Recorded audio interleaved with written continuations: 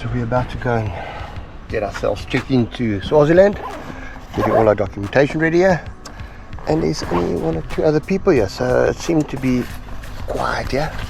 It is about it's 8:45 now, so it is quite nice and early. Crossing the border here at Golela was really absolutely painless. 100 Rand for the road use, took us less than 10 minutes. And now we're in Swaziland. Our next stop is Mlilwane Nature Reserve. So leaving the border, GPS is telling me we will be there in the next hour and a half or so. Mlilwane is one of 7 game reserves in Swaziland. It is the oldest protected area managed and owned by a non-profitable trust. The history behind these parks is a story truly worth researching. As we had the privilege to meet the gentleman with the drive behind all of this, Mr. Ted Riley. But I will let my better half tell you more about this incredible man a little later.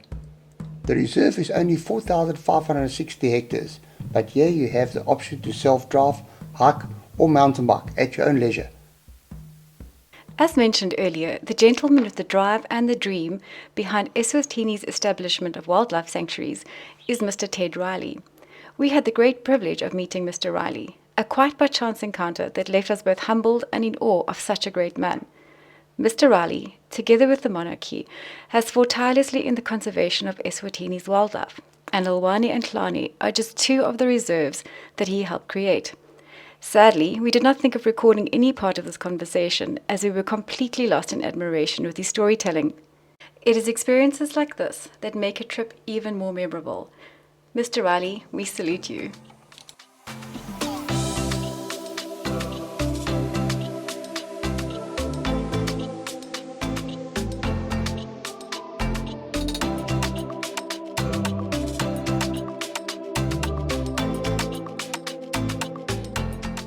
Richie reception, a display of years of poaching, is very evident with snares that has been removed, fighting for something bigger than what some people can't seem to understand.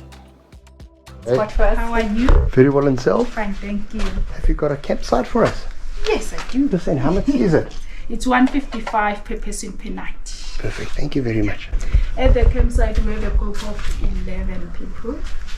They are South Africans. I heard that yesterday they were making a lot of noise. And with news about uncultured campers, we decided to take a drive through and quickly assess the situation.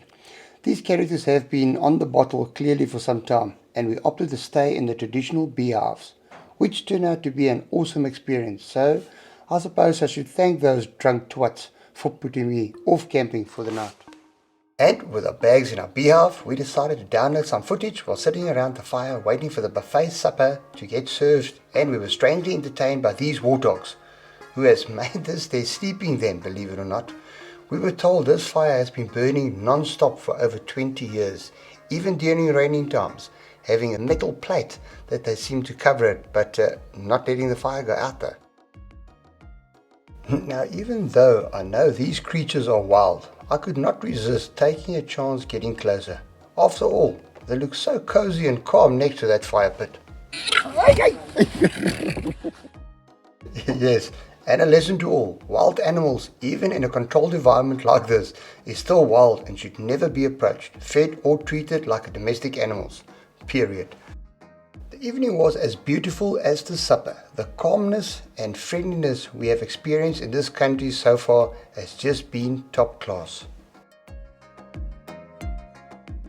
Hlane Royal National Park is a 1.5 hours drive from Mlilwane, where we've just been, and it's on really very well maintained tarmac.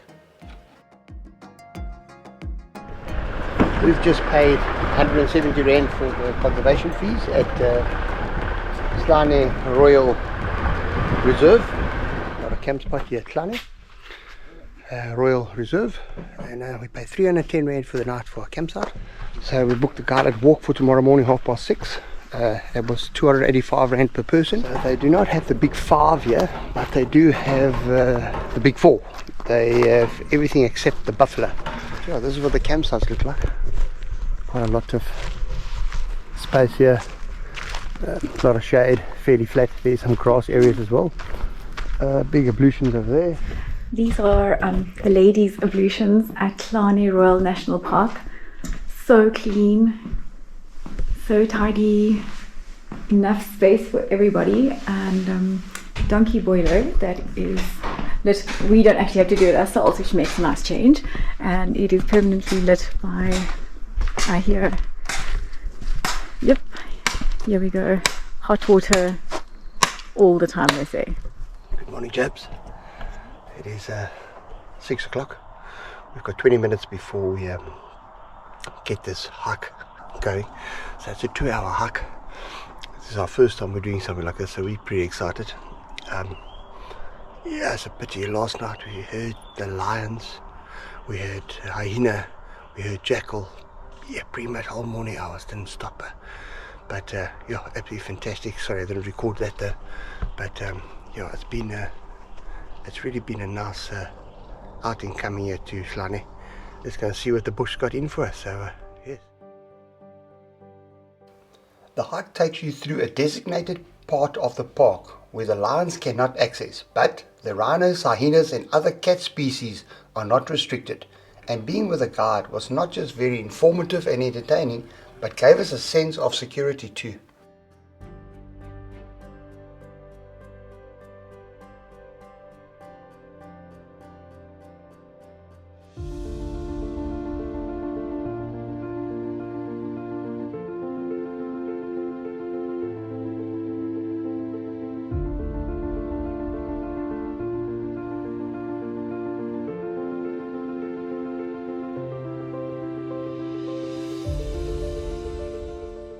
From little droppings to big warm lumpy dumplings, our guide pointed out we were very close to some rhino.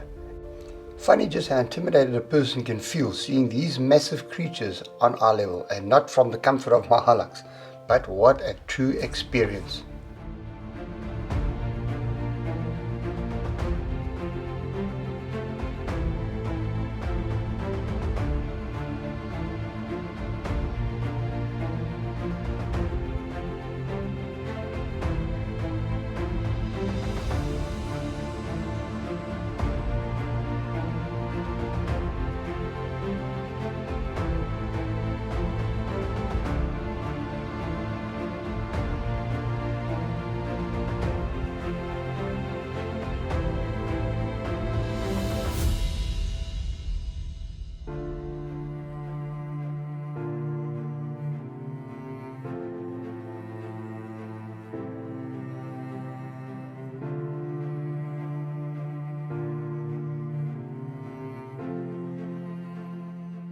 The 2-hour hike went way too quick, and it was time to thank our guide and say goodbye to our 2 new friends, Jeremy, French, and Gobana, who is originally from Botswana. A big shout out to you guys for making the hikes and our stay at Hlane Royal National Park so much more personal.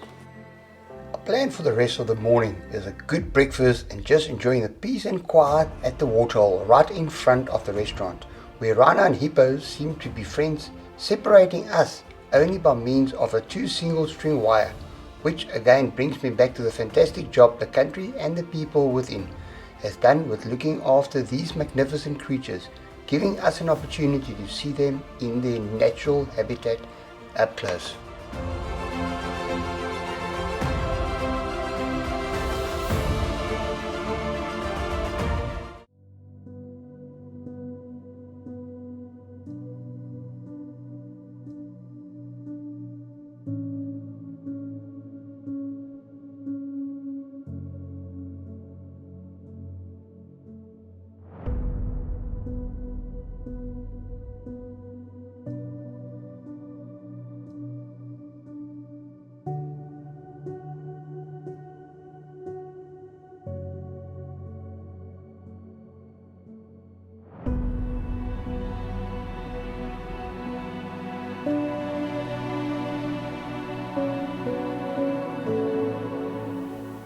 Chaps, thanks for watching.